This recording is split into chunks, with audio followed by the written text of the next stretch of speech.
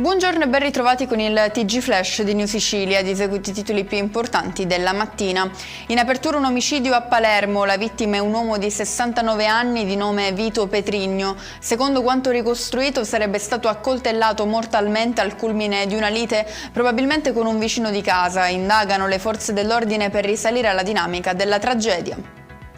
Confisca di beni per un valore di circa 220.000 euro da parte della Guardia di Finanza di Catania nei confronti di un uomo condannato in via definitiva per reati fiscali nell'ambito dell'operazione Petrolio Fantasma. Il provvedimento riguarda Carmelo Musumeci, 57 anni, coinvolto in un articolato sistema fraudolento che tra il 2018 e il 2021 avrebbe commercializzato ingenti quantitativi di carburanti in evasione di IVA e accise.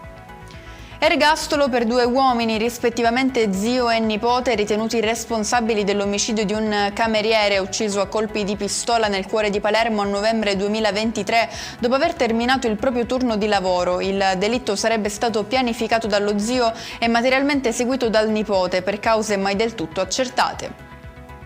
4 persone sono finite in manette, tra cui un agente della penitenziaria per il furto di un mitra del carcere di Bicocca a Catania. Nonostante i tentativi della poliziotta di depistare le indagini, l'arma è stata poi ritrovata nella casa di una donna con precedenti per spaccio. A completare il quadro accusatorio alcune foto pubblicate sui social dai familiari della pregiudicata, immortalati mentre imbracciavano delle armi, tra cui il mitra sottratto.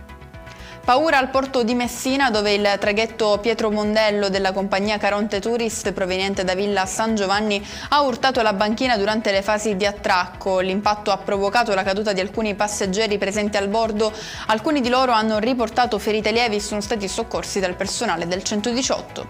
E con questo è tutto, prossimo appuntamento stasera alle 19:30. Grazie per averci seguito, buon proseguimento di giornata.